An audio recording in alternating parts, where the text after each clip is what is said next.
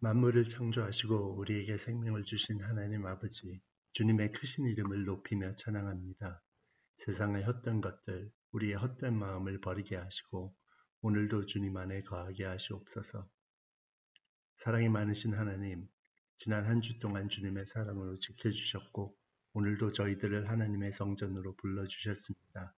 살아계신 주님께서 저희와 함께 하시니 감사합니다. 십자가에 못 박힘으로 우리를 속죄하신 주님, 주 예수님께서 흘리신 십자가의 보혈로 우리를 깨끗하게 씻어주시옵소서. 저희들의 마음을 성령으로 채워주시고 새로운 삶으로 인도하여 주시옵소서. 하나님의 말씀으로 우리 삶에 능력을 주시고 오직 하나님의 말씀 안에 의지하도록 하시옵소서. 주님 앞에서 저희의 죄를 고백합니다. 우리들을 불쌍히 여기시고 주님의 자비로 용서하여 주시옵소서. 하나님 아버지, 오늘 한 달 만에 교회에 다시 모여서 예배드립니다.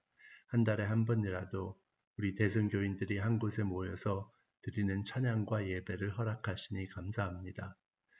코비드-19 상황이 빠른 시기에 안정되기를 바라면서도 저희가 기억하는 정상적인 생활로 돌아갈 수 있을지 의문하게 됩니다. 우리의 세상 삶이 어려워질 때 더욱더 주님을 바라보며 주님 안에 소망을 가지게 하시옵소서. 믿음이 약해서 우리가 약한 모습을 보일 때 믿음이 적은 자여 왜 의심하였느냐 불러주시고 우리의 손을 잡아주시옵소서. 걱정되고 마음이 불안해질 때 주님께서 가르쳐 주신 대로 간절한 기도로 간구하게 하시옵소서. 우리 모두가 주님 안에 거하게 하시옵소서. 주님께서 보여주신 믿음과 올바른 행동의 삶으로 인도하여 주시옵소서. 하나님 아버지, 2021년 재직 선출을 위해 공천위원회가 계속 모이고 있습니다. 주님의 인도 안에서 귀한 종들을 선출하면서 위원회의 일을 마쳐가고 있습니다. 공천위원회를 성령님의 지혜로 인도하여 주시고 은혜로운 진행을 허락하심에 감사드립니다. 공천을 받으신 주님의 귀한 종들을 기도로 올려드립니다. 주님께서 함께 하시고 그들을 품어주시기 바랍니다. 주님의 새로운 일꾼들을 세워주시고 그들이 주님의 도구로 사용되게 하시옵소서. 우리 모두에게 주님의 마음을 품게 하시고 주님의 계획을 알려주시고 주님의 뜻대로 이끌어 주시길 바랍니다. 우리의 주인이신 하나님, 이 어두운 세상에서 우리가 맡아야 할 빛과 소금의 역할을 잘 감당할 수 있도록 도와주시옵소서. 하나님 아버지, 미국을 위해서 기도드립니다. 11월 초에 미국 대통령 선거가 있습니다. 미국의 대통령과 많은 정치인들을 선택하는 시간이 다가옵니다. 민주주의의 대표적인 행사입니다. 이 선거를 통해서 미국 안의 분쟁과 여러 어려움들을 해결해 나갈 수 있는 지도자들이 선택되기를 바랍니다. 선거 과정이 은혜롭게 진행될 수 있도록 도와주시기 바랍니다. 사랑의 하나님, 어제 슬픈 소식을 들었습니다. 송승윤 장로님의 부친이신 송복주 성도님께서 어제 하나님의 부르심을 받으셨습니다. 슬퍼하시는 송 장로님과 장로님 가정을 위하여 기도드립니다. 슬픈 마음을 위로해 주시고 주님의 사랑으로 감싸 주시옵소서. 오늘 말씀을 전해 주실 한태진 목사님을 위하여 기도드립니다. 목사님 가정과 건강을 지켜 주시옵소서. 주님의 귀한 종에게 기름을 부어주시고 선포되는 말씀에 성령님의 감동과 주님의 능력을 허락하여 주시기 바랍니다. 목사님께서 전해주시는 말씀으로 우리 모두의 마음을 열어주시옵소서. 말씀으로 새로운 믿음을 허락하시고 성령님의 역사하심을 보여주시옵소서. 우리의 눈을 밝혀주시고 주님의 곁으로 이끌어주시길 바랍니다. 우리의 생각을 고집하지 말고 하나님의 뜻이 무엇인지 먼저 생각하게 하시옵소서. 하나님의 뜻을 배워가면서 겸손한 마음으로 감사 기도드리는 대성교회로 인도하여 주시옵소서. 하나님 아버지, 저희 안에 아픈 몸과 마음들이 있습니다. 모든 걱정과 근심을 주님께 기도로 올려드리게 하시고 주님의 사랑으로 치유하시옵소서. 부활과 영생의 소망을 기억하게 하시옵소서. 몸과 마음의 고통을 거두어 주시옵소서. 투병하시는 분들과 함께 하시옵소서. 치료를 잘 감당하고 건강의 삶을 되찾을 수 있도록 도와주시기 바랍니다. 말씀과 기도 안에서 우리와 함께 하시는 주님, 지금 이곳에 임재하시는 주님, 저희 모두 주님의 이름으로 모였습니다. 오직 주님께 영광 돌리는 예배 시간이 되기를 원합니다. 우리 예배의 모든 순서를 주관하여 주시옵소서. 감사드리면서 살아계신 주 예수 그리스도의 이름으로 기도드렸습니다. 아멘.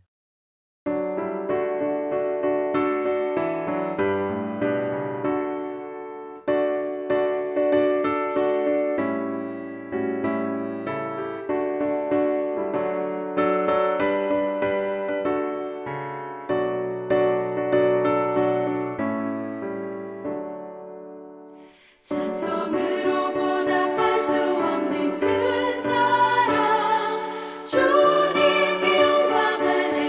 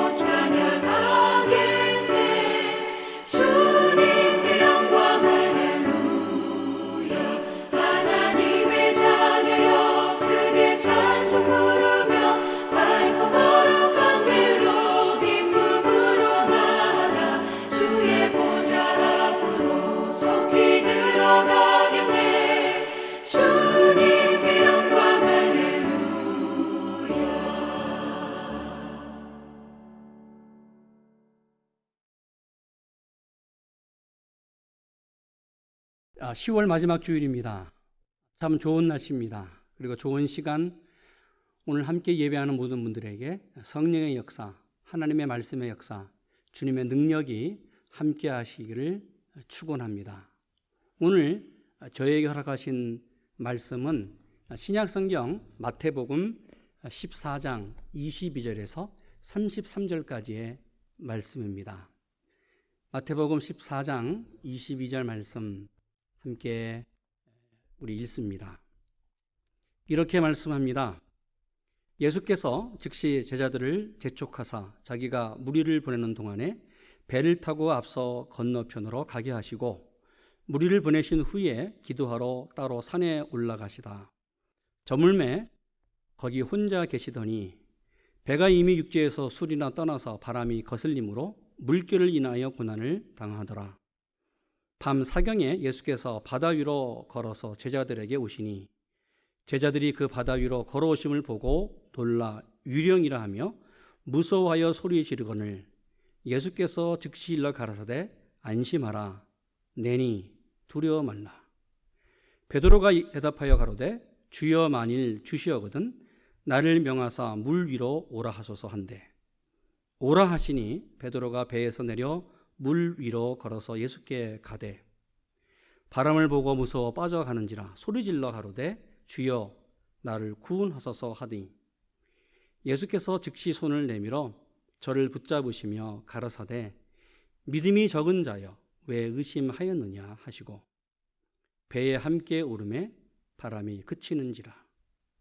배에 있는 사람들이 예수께 절하며 가로되 진실로 하나님의 아들이로소이다 하더라. 아멘. 여러분 오늘 마태복음 14장 말씀을 읽었습니다. 이 말씀을 읽고 어떤 생각이 드셨습니까? 바다를 건너가신 하나님, 하나님의 아들 예수님의 사건을 보면서 그렇지, 성경이니 그럴 수 있겠다. 하나님의 아들이기 때문에 그럴 수 있겠다. 어떤 면에서는 이해할 수도 있지만 이해하지 못하는 것이 우리의 생각이 우리의 모습입니다. 여러분 그렇습니다. 하나님의 아들 예수 그리스도이기 때문에 바다를 건너가시고 바다를 잔잔케 하십니다. 하나님의 말씀이기 때문에 이런 사건이 성경에 기록되어 있습니다. 한번 생각해 보십시오. 누구나 다 할 수 있는 사건이다. 저도 할 수 있고 김 집사님도 할 수 있고 앞집에 살고 있는 박씨 아저씨도 할 수 있다. 그건 보통 일이에요. 그러나 이 보통 일에 더 나아가 하나님의 아들 예수 그리스도만 할 수 있는 사건, 이 사건을 가리켜서 기적, 표적, 이적이라고 말씀합니다. 성경이 왜 이렇게 하나님만이 할 수 있는 사건으로 가득 찼을까? 이것을 믿으라고 하는 이유가 무엇일까? 하나님은 하나님이시기 때문에 인간의 한계를 뛰어넘어 인간의 생각을 뛰어넘어 우리가 할 수 없는 일을 하시는 분이시기 때문에 창조주 하나님이다. 이 하나님을 믿으라고 말씀합니다.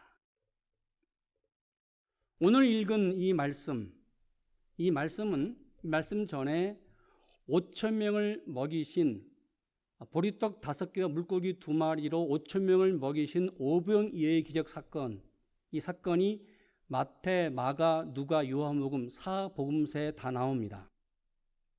특별히 누가복음 9장에는 예수님께서 5,000명을 먹이신 오병이어의 기적 사건을 벳세다 광야에서 들판에서 역사하셨다고 말씀하고 있습니다.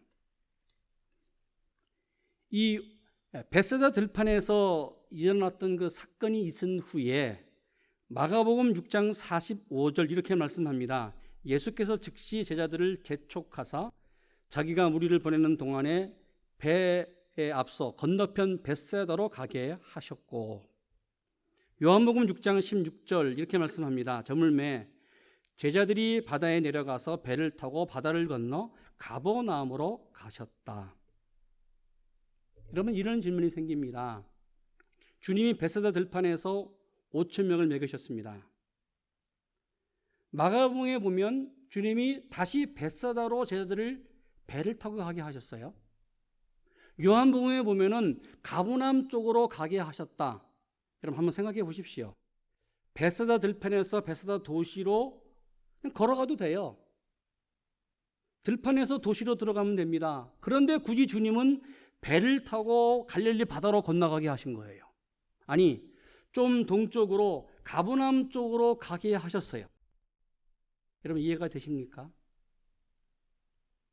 주님께서 한 2마일밖에 되지 아니하는 벳사다 들판에서 벳사다 지역 도시로 그리고 가버나움 쪽으로 걸어가게 하시면 얼마나 좋아요? 이게 수월한 거잖아요. 그런데 배를 타고 가게 하셨다. 이것도 이해가 안 돼요. 그런데 또 한 가지 이해가 안 되는 내용이 있습니다. 여러분 마태복음 14장을 가보시면 15절 이렇게 말합니다. 5천 명을 먹으신 사건은 15절에 마태복음 14장 15절 저녁이 되매 제자들이 나아가 가로되 이곳은 빈들이요 때도 이미 저물었으니 무리를 보내어 마을에 들어가서 먹을 것을 사 먹게 하소서. 저녁이었습니다. 빈들 벳사다 들판이었습니다. 5천 명을 먹이신 사건은 이제는 저녁이 다 끝나서 완전히 한밤중이 된 거예요. 한밤중에 길을 걸어가는 것도 뭐 쉽지 않은데 아니 배를 타고 갈릴리 바다를 건너가게 했다? 상식적으로 이해가 되지 않습니다. 왜 주님이 굳이 제자들을 그 한밤중에 배를 타고 벳사다 쪽으로 가버나움 쪽으로 배를 타고 건너가게 하셨는데 여러분 보십시오. 재촉했다. 빨리 건너가게 하셨다고 말씀합니다. 그 이유가 뭘까? 이 사건은 마태복음, 마가복음, 요한복음 세 곳에 나옵니다. 마태복음 14장과 마가복음 6장 45절 이하 그리고 요한복음 6장 16절 이하에 나옵니다. 동일한 사건입니다. 그런데 오늘 우리가 읽은 마태복음 14장에는 다른 복음서 마가복음과 요한복음이 없는 두 가지 사건이 나와요. 첫째, 베드로가 바다 위로 걸어간 사건이 마태복음에 있어요. 또 나머지 하나는 맨 마지막 33절에 배에 있는 사람들이 예수께 절하며 가로되 진실로 하나님의 아들입니다.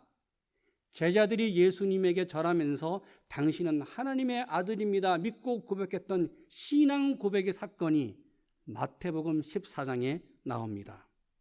그렇다면 이 마태복음 14장은 다른 복음서 마가복음과 요한복음이 증거하지 않은 두 사건을 왜 유일하게 증거하고 보여주고 있을까? 그 이유가 뭘까? 오늘 그 이유에 대한 이 질문에 대한 해답이 바로 예수님께서 갈릴리 바다로 그 한밤중에 배를 타고 건너가게 하신 사건을 해결하는 키입니다. 그 이유를 하나씩 풀어보면서 함께 은혜의 세계로 달려가기를 원합니다.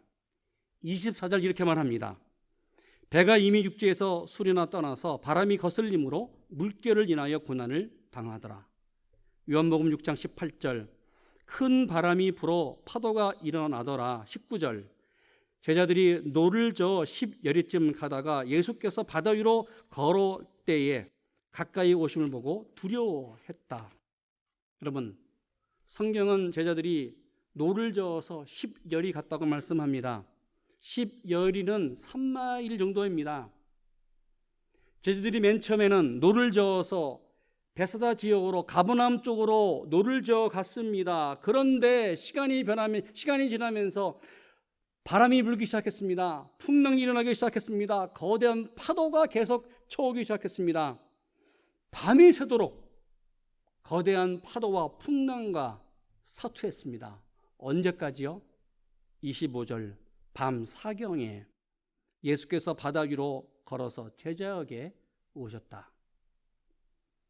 주님이 밤 사경에 제자들에게 오셨습니다. 로마는 밤을 사등분했습니다. 오늘 이 밤 사경은 새벽 서너시 경우를 말합니다. 그럼 생각해 보십시오. 어제 저녁 7시, 8시쯤 갈릴리 바다에서 배를 타고 가버나움 쪽으로 노를 저어 왔습니다.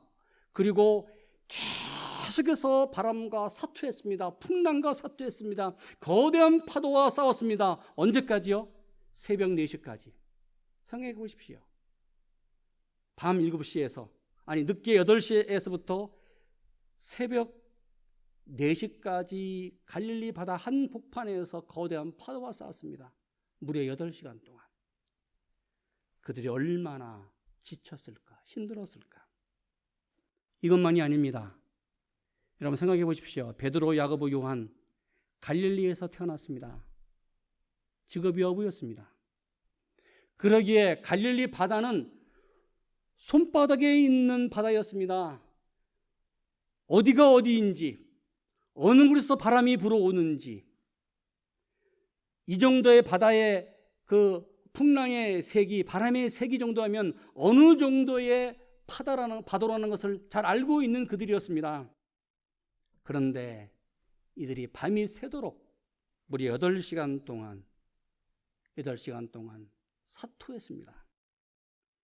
성지순례 여행을 하면 갈릴리를 여행한 후에 갈릴리 바다를 배를 타고 항해합니다. 갈릴리는 북쪽에서 남쪽까지 한 2시간 정도면 좋게 갈 수 있어요. 이 동서는 1시간이면 좋게 건너갈 바다입니다. 1시간도 좋게 걸릴 그 거리를 제자들은 무려 8시간 동안 지금 갈릴리 한 복판에서 거대한 파도와 싸웠습니다. 여러분, 이것이 우리 인생이 아닙니까? 우리 인생 누구나 다 항해온 그런 인생의 바다입니다. 우리 부모님들이 이런 항해 인생의 바다를 건너왔습니다. 지금도 내가 건너가고 있습니다. 우리 자녀들이 건너가고 있습니다. 우리 모든 사람들이 인생의 항해, 그 인생의 바다를 항해하고 있습니다. 어떤 경우에는 좋게 쉽게 갈 수 있는 거리가 있을 수 있어요. 그런데 어떤 경우에는 아무리 인생의 항해를 노를 젓고 애쓴다고 하더라도 계속 그 자리인 거예요. 거대한 문제 앞에, 거대한 파도 앞에 애를 쓰고 힘을 쓰고 모든 것을 다 한다고 하더라도 그 문제가 해결되지 않는 것이 우리 인생입니다. 이런 우리의 인생의 항해의 문제, 거대한 문제를 해결할 수 있는 길이 누굴까? 이 문제를 해결하는 방법이 무엇일까? 오늘 본문은 그 해결의 방법이 누구인지를 우리에게 말씀합니다. 그분이 누구예요? 오늘 갈릴리 바다 한 복판에서 거대한 파도와 싸우고 있는 제자들의 문제를 해결해 주시는 분이 누구예요? 내 인생에 항해하는 이 인생의 바다 항해 앞에서 내 거대한 문제를 해결해 주시는 분이 누구예요? 바로 예수 그리스도, 하나님의 아들인 것을 성경은 오늘 우리에게 말씀합니다. 주님은 이렇게 거대한 바다 앞에서 파도와 싸우는 제자들, 그들이 인생의 문제 속에서 그 문제 앞에 고민하고 고통받고 있을 때 주님은 무엇을 하고 있을까? 성경은 주님이 3가지를 하고 계신 것을 말씀합니다. 첫 번째, 주님은 기도하고 계셨습니다. 동일하게 주님은 지금도 우리를 위해서 기도하고 계십니다. 그러기 23절 말합니다. 무리를 보내신 후에 기도하러 따로 산에 올라가시다. 저물매 거기 혼자 계시니, 주님은 지금 기도하고 계셨습니다. 아버지 하나님께 간절히 개인적 기도하셨습니다. 뿐만 아니라 지금 갈릴리 바다 한복판에서 고통 가운데 있는 제자들을 향하여 주님은 중보 기도했습니다. 어떻게 할 수 있어요?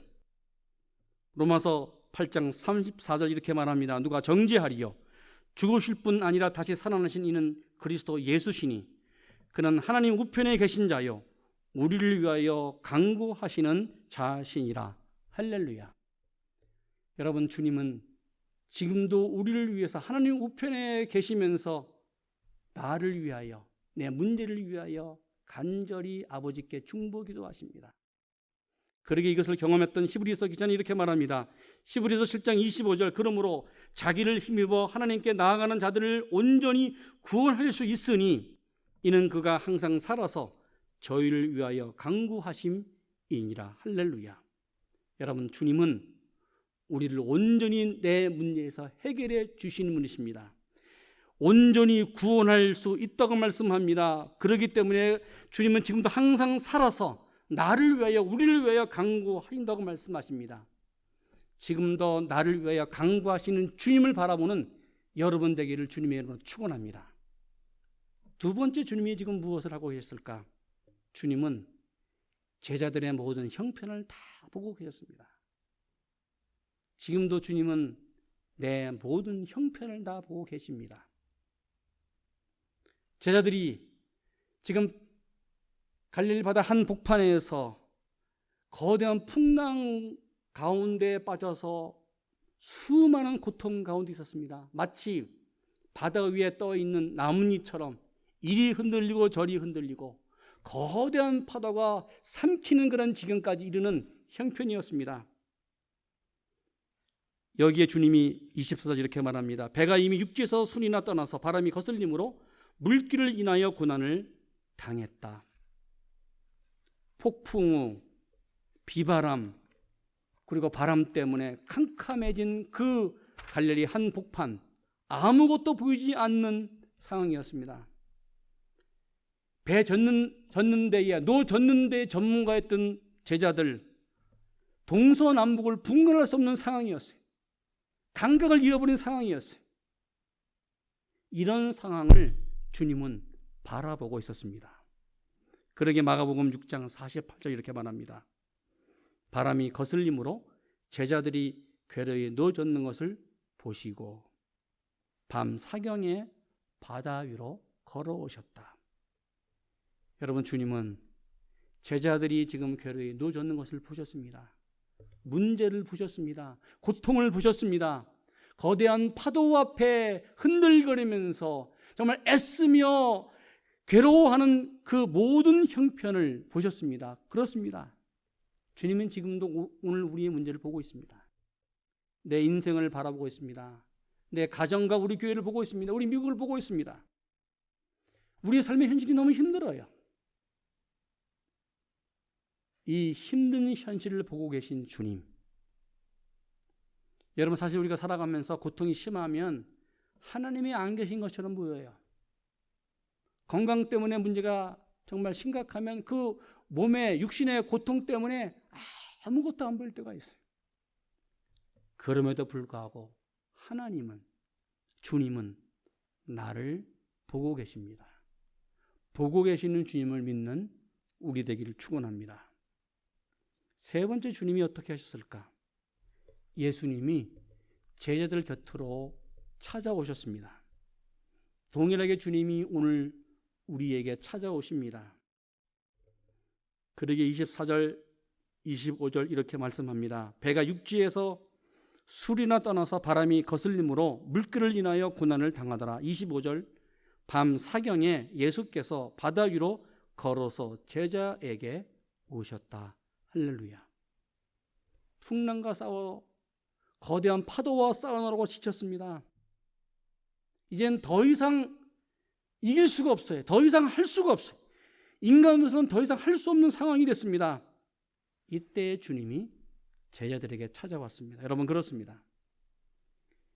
주님은 내가 더 이상 할 수 없는 그 마지막 순간, 그 순간에 찾아오십니다. 인생의 거대한 풍랑, 인생의 거대한 그 문제 한복판에 주님이 찾아오십니다. 찾아오신 주님이 오늘 이렇게 말씀합니다. 27절 같이 있습니다. 예수께서 즉시 일러 가라사대 안심하라, 내니 두려워 말라. 할렐루야. 나다. 안심하라. 두려워 말라. 나다. 에고 에이미. 주님이 말씀했습니다. 나다. 여러분, 이 말씀 어디서 많이 들은 말씀 아닙니까? 출애굽기 3장에 호렙산에서 애굽에서 피난 와서 도망 와서 미디안 광야에서 양을 치고 있는 목동 모세에게 하나님이 나타났습니다. 불붙는 가시떨기 나무 그 앞에서 모세에게 말씀합니다. 모세야, 두려워 말라. 나다. 당신이 누구입니까? 에고 에이미, I am who I am. 나는 나다. 나는 스스로 있는 전능하신 하나님, 여호와 하나님이다. 천지를 지으신 하나님, 지금도 역사의 주관자가 되신 하나님, 너를 인도해 가신 하나님이다. 나다. 오늘 모세에게 말씀하셨던 그 하나님이 육신이 되어 이 땅에 오셨습니다. 그 예수 그리스도가 갈릴리 바다 파도 한 복판 가운데 두렵고 떨리고 있는 그 제자들 앞에 말씀했습니다. 에고 에이미, 나다. 안심하라. 두려워 말라. 할렐루야. 여러분, 지금도 오늘 주님은 우리 내 삶의 현장에 찾아오십니다. 우리 가정에 찾아오시고 우리 교회에 찾아오시고 이 미국에 찾아오십니다. 이것을 가리켜서 신학적으로 하나님의 임재하심, 예수 그리스도의 임재하심이라고 말합니다. 여러분, 임재하심이 뭐예요? 주님의 내 삶 가운데 들어오시는 것입니다. 내 역사의 현장 속에 들어오시는 것입니다. 내 인생 삶 가운데 들어오시는 거예요. 어떤 상황이라고 하더라도 그 상황이 좋은 상황이든지 나쁜 상황이든지 역경이든지 여러분 그 상황이 어떤 상황이라도 주님이 내 삶 가운데 들어오시는 것, 바다 한 복판에 들어오시는 것, 제자들의 삶의 한 현장에 들어오시는 사건이 임재, 하나님의 임재입니다. 마치 하나님이 육신이 되어 이 땅에 들어오신 예수 그리스도의 잉태처럼 여러분, 우리가 예수 그리스도의 임재는 받아들이면 돼요. 주님 오시옵소서. 내 안에 들어오십시오. 사실 예수님이 자신들 안에 들어왔을 때에 제자들은 처음에 믿지 않았습니다. 그래서 이렇게 고백합니다. 유령이 아니냐? 이때에 주님이 다시 말씀합니다. 나다. 안심하라. 두려워 말라. 성 어거스틴은 오늘 본문 말씀을 이렇게 고백하면서 주석했습니다.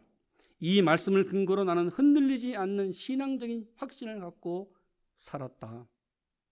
예수님은 내 인생의 파도를 밟고 오셨다. 예수님은 내 인생을 뒤엎는 모든 환난을 발 아래 밟아버리셨다. 그러기에 그리스도인들이여 두려워하지 마십시오. 여러분, 그렇습니다. 예수님은 지금도 내 안으로 들어오십니다. 그런데 여기에서 중요한 사건이 오늘 마태복음에만 있는 사건이 하나 있습니다. 그것은 베드로가 나다, 안심하라, 두려워 말라고 그 말씀하신 예수님을 향하여 외쳤습니다. 28절 베드로가 대답하여 가로되 주여 만일 주시거든 나를 명하사 물 위로 오라 하소서. 베드로는 자신에게 찾아오신, 자신에게 임재하신 예수 그리스도를 믿음으로 고백했습니다. 다른 제자들은 믿음의 고백이 없었습니다. 그런데 베드로는 믿음의 고백뿐만 아니라 행동으로 믿음이 움직여 나갔습니다. 베드로는 만일 하나님이시거든 당신이 하나님이시면 나를 명하여 바다 위로 걸어가게 하소서. 믿음대로 베드로는 배 위에서 갈릴리 바다 위로 발을 내딛었습니다. 그리고 한 발, 두 발, 세 발, 네 발 걸어갔습니다. 예수님이 서 계신 바다 한 복판으로 뛰어내려갔습니다. 걸어갔습니다. 얼마나 믿음이 대단한지 몰라요.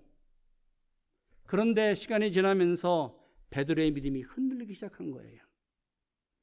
출렁거리는 파도를 보면서 불어오는 바람 소리를 들으면서 이 믿음이 맨 처음 이 믿음이 점점 약해지기 시작했습니다. 그래서 이렇게 말합니다. 30절 바람을 보고 무서워 뻗어가는지라 소리질러 가로되 주여 나를 구원하소서. 여러분, 이것이 오늘 우리의 모습이잖아요. 우리 인간의 모습이잖아요. 믿음이 있어요, 우리에게는요. 정말 주님이 함께 계시기에 주님이 함께 하시면 나는 무엇이든지 할 수 있다고 하는 믿음이 있습니다. 그런데 주님을 보면서 내 문제를 바라봐요. 주님을 보면서 내 환경을 바라봐요. 주님을 보면서 내 모든 것을 바라봐요. 그러면서 주님과 내 문제가 오버랩되는 거예요. 여기에 믿음이 점점 커지면 얼마나 좋을까. 그런데 믿음이 점점 작아지기 시작하는 거예요. 그래서 바람 소리, 파도의 모습을 보면서 주님이 점점 사라지는 거잖아요.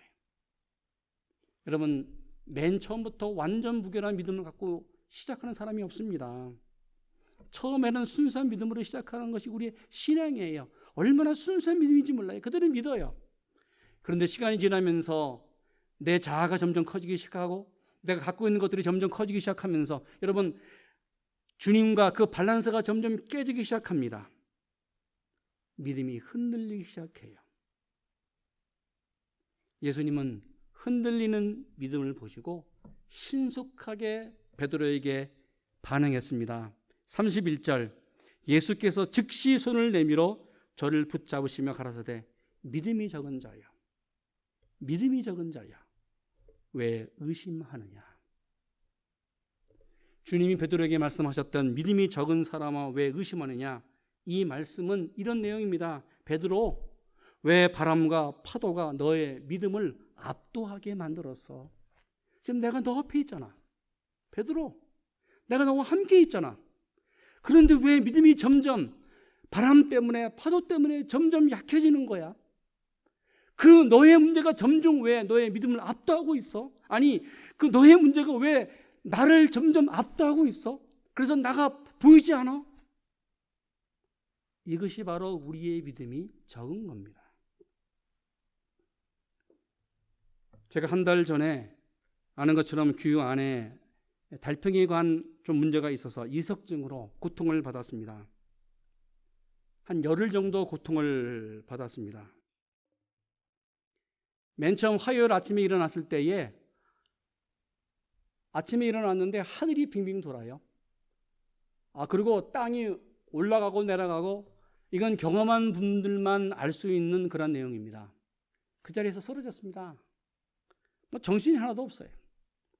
고개를 오른쪽 왼쪽으로 돌릴 수가 없어요. 너무나 어지러워서. 하루 이틀 아무것도 먹지 못하고 정말 꼼짝없이 너무 어지러워서, 그래서 목요일 제가 아침에 저희 아내에게 부탁을 해서 전화를 했습니다. 제 패밀리 닥터에게 제가 이런 문제가 있는데 좀 처방을 해달라. 그랬더니 그 의사분이 혹시 머리가 아프고 그리고 뭐 토하지 않느냐? 토하는 거 맞다. 열이 나느냐? 열은 나지 않는다. 그러면 혹시 설사를 합니까? 설사를 한 것 같다. 그랬더니 그 병원에 오지 말라는 거예요. 전화로 처방을 해서 마이신을 처방을 받았습니다. 그리고 토요일 주일을 지났어요. 그러니까 어느 정도 이제 회복이 된 다음에 월요일 병원을 방문했습니다. 그 의사 앞에 섰습니다. 의사가 저를 보더니 깜짝 놀래요. 목사님 왜 이렇게 살이 많이 빠졌습니까? 아직도 좀 어지럽습니까? 예, 어지럽다고. 그러면서 목사님 설사하셨죠? 그래서 설사를 했다고. 그랬더니 그 자리에서 벌떡 일어나더니 목사님 신종코비 검사를 받아야 되겠네요. 그러면서 그 프리스크립션을 써줬습니다. 그리고 어디를 가보라고. 그래서 전화를 해서 검사 받는 곳 4군데가 있는데 제일 빨리 받는 곳이 어딘지를 예약을 했습니다. 제일 빨리 받는 곳이 목요일이었어요. 목요일 1시 반으로 예약을 했습니다. 그러면서 집으로 돌아오는 저 자신을 보면서 아니 혹시 신종코비는 아니야 이거? 의사가 그렇게 얘기하니 좀 의심이 되기 시작한 거예요. 그러면서 주위에 제가 누워있는 그 상황 속에서 성도님 여러분들이 저에게 전화를 주셨습니다. 목사님 아프시죠? 기도하고 있습니다. 어떤 증세가 어떠세요? 그러면서 10명 가운데 한 8명 정도가 맨 마지막 전화를 끊으면서 이런 말씀을 꼭 해요. 목사님, 그런데요 혹시 신종 코로나 19 아닐지 모르니 꼭 검사를 한번 받아보세요. 모든 분들이 저한테 신종 코로나 검사를 받아보는 거예요. 그러니 제가 또 흔들리기 시작한 거예요. 아니 혹시 이거 신종 코로나가 아니야? 그래서 제가 인터넷 들어가 봤습니다.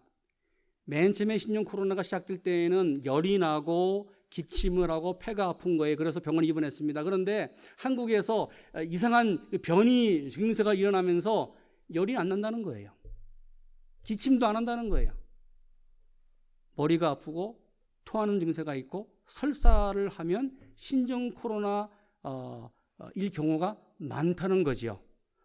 그 인터넷 들어가서 제가 여러 곳을 바라보면서 야 이거 혹시 신종 코로나가 아니야? 이런 의심이 생각이 들기 시작했습니다. 제가 물어봤습니다. 가족들에게 당신 여보 당신 괜찮아? 당신 증세가 어때? 당신 설사해? 안 한대요. 우리 아이들 2명한테 물어봤습니다. 머리 아프냐? 안 아프대요. 열 나느냐? 열이 안 난대요. 설사하고 있어? 안 한대요. 그러면 설사는 저 혼자 하고 머리는 저 혼자 아프고 토한 거는 저 혼자 하기 때문에 아이들은 신종 코로나가 아니지? 그럼에도 불구하고 혹시 몰라 이런 의심이 들기 시작하는 거예요. 그래서 목요일 1시 반에 검사하는 곳으로 드라이빙 뚜루로 가서 검사를 했습니다. 저와 저희 아내가 물어봤습니다. 그분에게 이 검사 결과는 언제 나오나요? 빠르면 이틀, 신종 코로나 포지티브인 경우에는 3일 걸립니다. 생각해 봤더니 금요일, 토요일, 주일이에요. 문제는 제가 신종 코로나 검사를 했는데 그 주 주일이 9월 마지막 주 27일인가요? 전 교인이 함께 야외에서 모이는 야외 예배 시간이었습니다. 그러니 신종 코로나 걸린 상태로 제가 설교할 수 없어요. 예배할 수 없어요. 이런 마음이 드니 초조하기 시작했습니다.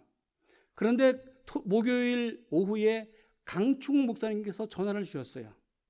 얼마나 감사한지요. 목사님께서 어떠냐 기도하고 있습니다. 목사님 빨리 회복되십시오. 그러면서 그 전주에 목사님이 설교를 증거하셨기 때문에 감사합니다. 목사님 고맙습니다. 하고 전화를 끊었습니다. 그런데 전화를 끊자마자 이런 생각이 들기 시작했어요. 목사님 이번 주일 목사님께서 설교를 좀 준비하시면 어떨까요? 혹시 제가 지금 신종 코로나 검사를 받았는데 그 결과가 어떤 결과인지 모르기 때문에 제가 좀 그렇습니다. 목사님 설교 한 편을 준비해 주시면 어떨까요? 그런 마음이 들기 시작한 거예요. 그래서 목사님께 전화를 걸어 말어. 한 마음 속에는 아니야, 신종 코로나 아니야. 그럴 필요 있어. 믿어. 하나님이 함께 하셔. 그러면서 또 이런 생각이 든 거예요. 아니 대성장로교회 한태진 목사가 신종 코로나 걸렸대. 시간이 지나면서 여러 저를 알고 있는 사람들이 목사가 뭘 하길래 그렇게 신종 코로나 걸렸나? 이런 말이 소문이 나지는 않을까? 뭔가 수많은 복잡한 생각이 계속 든 거예요. 목요일 정말 기도했습니다. 하나님, 저를 불쌍히 여겨주십시오. 하나님의 이름에 누가 되지 않도록 도와주시기 원합니다. 신종 코로나가 아닐 줄로 믿습니다. 하나님, 저 주일날 성도님들과 함께 예배하고 싶습니다. 설교하고 싶습니다. 하나님, 저를 불쌍히 여겨주시기 원합니다. 간절히 기도했습니다. 그리고 나서 금요일 된 거예요. 아니 오늘 올려나? 아니 오늘이 아니면 토요일은 분명히 와야만 분명히 무엇인지를 알려고 내가 설교를 해야지. 말씀을 증거할 수 있고 예배를 드릴 수 있지. 초조했어요. 금요일 아침 11시에 이메일이 왔습니다. 그 검사한 곳에서 이메일이 온 거예요. 제가 이메일을 열면서 얼마나 두렵고 떨렸는지. 그 결과가 무엇일까? 열었는데 할렐루야, 네거티브. 그러면서 이렇게 썼습니다. 당신이 네거티브를 받았는데 당신이 일하는 그 회사나 일터에 이 얘기를 전화도 된다. 그래서 제가 믿는 장로님께 전화했습니다. 장로님, 저 네거티브네요. 그리고 제가 설교할 수 있습니다. 장로님. 얼마나 기쁘고 좋았는지.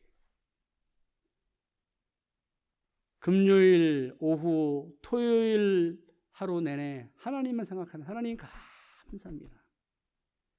제가 이 작은 신종 코로나 때문에 의심도 하고 하나님을 믿기도 하고 마치 베드로처럼 믿음이 적은 자야 왜 의심하느냐 왔다 갔다 하는 모습을 보면서 제 모습을 보면서 하나님 제가 이렇게 약하네요. 제가 이렇게 부족하네요. 오늘 주님은 베드로에게 말씀했습니다. 믿음이 적은 사람아 왜 의심하느냐. 의심하지 말라.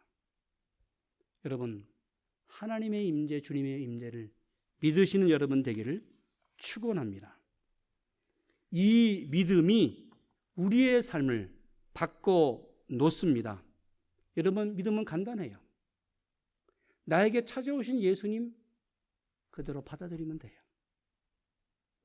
오늘 믿음이 약해진 베드로, 그 베드로에게 주님이 손을 즉시 내밀어서 함께 바다를 걸으면서 배 안으로 들어갔습니다. 주님은 지금도 나에게 찾아와서 그 문제 때문에 고민하며 의심하는 나를 인도해 주십니다. 문제에서 이끌어내십니다. 나에게 주님은 치료의 손으로 내밀어 주시면서 내 건강의 문제, 병의 문제를 해결해 주십니다. 축복의 손으로 내밀어 주십니다. 기적의 손으로 내밀어 주십니다. 그 문제를 해결해 주십니다. 주님의 손을 의지하고 여러분 승리하는 여러분 되기를 축원합니다. 예수님께서 물 위로 걸어갔습니다. 걸어가신 그 기적 위에 무슨 일이 일어났습니까? 32절 말씀 같이 있습니다. 배에 함께 오름에 바람이 그치는지라. 할렐루야. 주님이 배에 들어가셨을 때에 바람이 그치고 풍랑이 그치고 파도가 잔잔해졌습니다. 여러분 우리의 인생의 문제를 해결할 수 있는 비결이 뭐예요? 주님이 내 안에 들어오셔야 돼요. 주님이 배 안에 들어오신 것처럼 주님이 내 인생 속으로, 내 가정 속으로, 우리 교회 속으로 들어오실 때에 모든 문제가 해결될 줄로 믿습니다. 우리의 위기의 문제, 내 건강의 문제, 재정의 문제, 물질의 문제, 가정의 문제, 자녀의 문제, 남편의 문제, 아내의 문제, 모든 문제가 해결될 수 있는 비결이 뭐예요? 주님이 내 안에 들어오셔야 돼요. 배 안에 영접했더니 바람이 그쳤습니다. 여러분 제자들이 이 탄 작은 배는 나 자신일 수 있어요. 우리 가정일 수 있어요. 교회일 수 있어요. 그러기에 내 가정이 우리 교회가 마치 배처럼 흔들거리면서 이 거대한 풍랑 앞에서 흔들거리고 있습니다. 예수님이 내 안에 들어오실 때에 문제가 해결될 줄로 믿습니다. 여기에 제자들이 이렇게 최종적으로 33절 고백했습니다. 같이 읽습니다. 배에 있는 사람들이 예수께 절하며 가로되 진실로 하나님의 아들이로소이다. 할렐루야. 예수님, 당신은 진실로 하나님의 아들입니다. 이 고백이 내 고백이 되기를 축원합니다. 이 고백이 우리 가정 모든 고백, 우리 교회의 고백이 되기를 원합니다. 당신은 하나님이십니다. 나를 창조하신 하나님, 역사의 주관자가 되신 하나님, 내 인생의 주인이신 하나님이신 줄로 믿습니다. 내 가정의 주인이신 줄로 믿습니다. 우리 교회의 주인이신 줄로 믿습니다. 이 미국의 주인이신 줄로 믿습니다. 고백할 때에 하나님의 놀라운 역사가 일어날 줄로 믿습니다. 주님이 찾아오셨습니다. 지금도 주님은 우리에게 찾아오십니다. 내 인생에 찾아오신 예수님을 영접하시는 여러분 되기를 축원합니다. 제가 설교 후에 이런 찬송을 같이 부릅니다. 주 품에 품으소서, 능력의 팔로 덮으소서, 거친 파도 날 향해 와도 주와 함께 날아오르리. 폭풍 가운데 나의 영혼 잠잠하게 주 보리라. 주님 나 안에 거하리리. 주의 능력 잠잠히 나 믿네. 주님 안에, 주님 품에 여러분 걸어가시는 여러분 되시기를 축원합니다. 기도하겠습니다. 하나님 감사합니다. 찾아오신 주님을 맞이하는 내 배 안에, 인생의 배 안에 모셔드리는 우리 한 사람 한 사람 되게 하여 주시옵소서. 주님, 우리 가정 안에 오시옵소서. 우리 자녀들 인생 안에 오시옵소서. 주님, 우리 부모님들 인생 안에 오시옵소서. 주님, 우리 교회 안에 오시옵소서. 우리 교회 모든 사역 안에 오시옵소서. 주님, 오시옵소서. 주님, 말씀하시옵소서. 나다. 안심하라. 두려워 말라. 주님, 오셔서 바람을 잠잠케 하시고 파도를 잠잠케 하시옵소서. 주님 안에 거하기를 원합니다. 주님 품 안에 거하기를 원합니다. 주님과 함께 날아오르기를 원합니다. 주님 역사하여 주시옵소서. 예수님의 이름으로 기도했습니다. 아멘.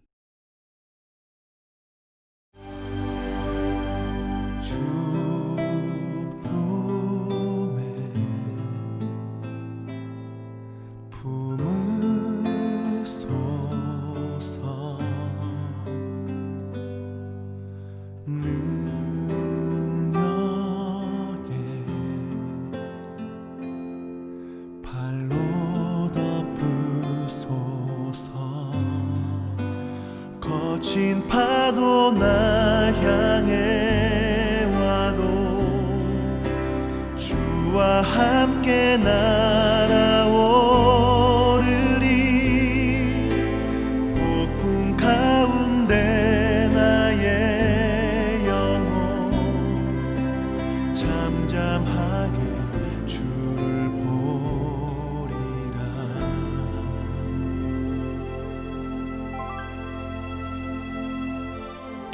주님 안에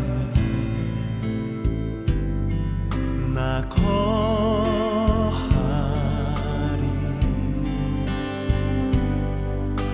주 능력 나 잠잠히 믿네.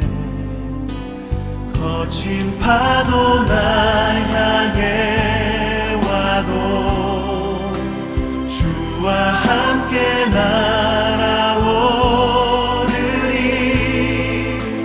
폭풍 가운데 나의 영혼 잠잠하게 주를 보리라. 거친 파도 날 향해 와도 주와 함께 날아오르리. 폭풍 가운데 나의 영혼 잠잠하게 주를 보리라.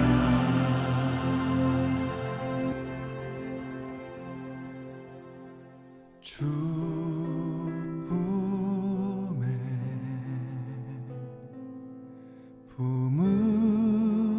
품으소서.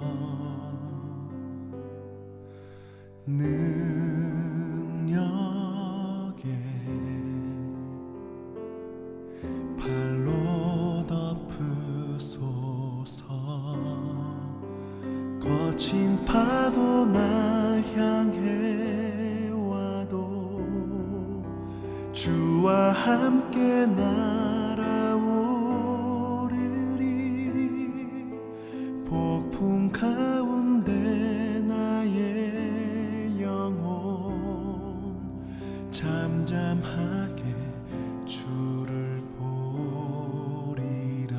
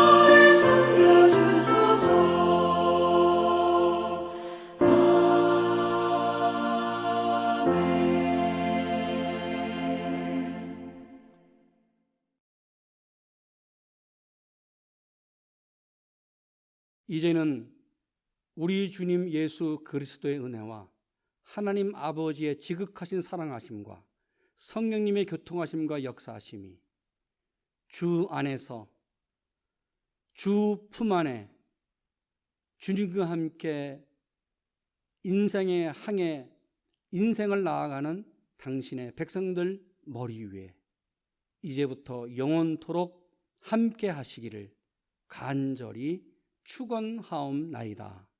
아멘.